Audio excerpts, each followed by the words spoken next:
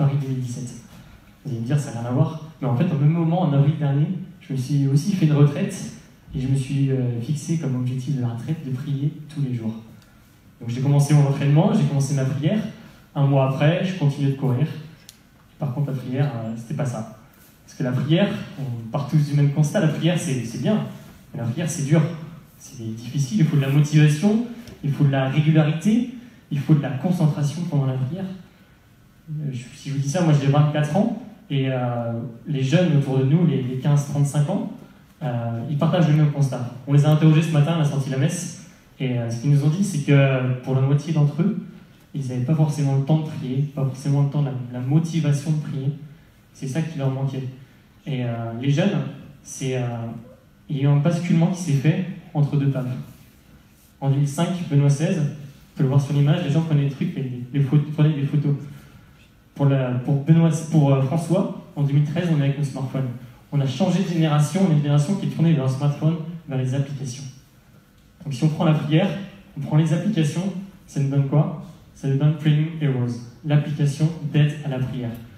L'application, c'est une application qui est simple, sur mesure et qui nous engage. Simple, sur mesure, engageante. Et c'est ce qu'on va essayer de vous montrer. C'est un entraîneur fidèle qui va pouvoir accompagner d'un point de vue spirituel et qui nous permet de nous faire grandir.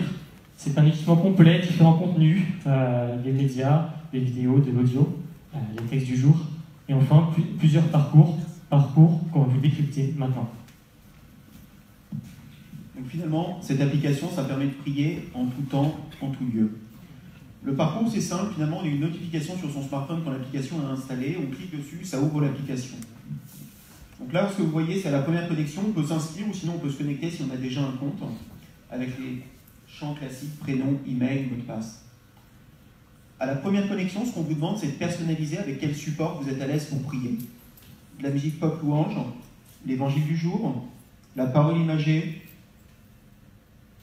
et donc différents supports. À chaque fois, vous swipez, vous acceptez ou vous refusez. Derrière, ce qu'on vous propose, c'est deux boutons, très simples, assez engageants. Commencez à prier en fonction de vos choix, en fonction des supports avec lesquels vous êtes à l'aise, ou priez à la carte, et là vous avez un deuxième écran où vous choisissez l'un des supports qu'on vous a présenté avant. De la musique, la parole du jour, et ce que l'on vous propose, c'est pour vous guider, quand vous êtes un petit peu aride devant la prière, quelques questions pour vous accompagner. À la fin, on vous demande un feedback, votre ressenti par rapport à la prière. Comment est-ce que vous êtes senti? Est-ce que vous avez eu des difficultés? Est-ce que vous avez eu des distractions? On vous demande si le contenu vous a plu pour pouvoir ensuite faire évoluer ce contenu et l'enrichir. Et enfin, on vous demande de partager, si vous le souhaitez, l'image à vos amis. Derrière, vous avez un feedback. Bravo Claire, vous avez bien prié aujourd'hui, encore un jour pour réaliser le grand chemin de la prière. Ou au contraire, si vous avez eu des difficultés, un message rassurant, bravo, vous avez eu des difficultés, mais ça nous arrive aussi, continuez. L'objectif, c'est de permettre de prier en tout temps, en tout lieu, dans le métro, comme nous l'ont dit ce matin les jeunes, bref, la mobilité. Pour ce faire, il y a deux prérequis. D'un point de vue déjà contenu. Il nous faut ce contenu, il nous faut les différentes publications, l'évangile. Alors, par le LEF, par l'évangile du quotidien, on peut avoir ces contenus. Deuxième chose, il nous faut les utilisateurs. Il faut pour l'application mobile. Il y a déjà une communauté qui est en train de se créer. Ça fait 2 mois qu'il y a une petite communauté qui se crée, que ce soit sur Facebook, sur Twitter. Il y a déjà les personnes qui sont là pour utiliser l'application. La trajectoire. Ce que je vous disais, ça a commencé en septembre, V0. Il y a quelques publications sur les réseaux sociaux. La V1, février 2017. Le carême, on a besoin de prier. La première partie de l'application sort. Une deuxième en V2 pour l'avant, déjà, pour aider à prier. En V2, on a quelques fonctionnalités. On pourra vous le décrire plus tard. C'est très simple. Voilà. Plus axé sur la communauté, sur les clubs, les messes. Voilà. Les prêtres à la demande si on veut. On verra ça plus tard.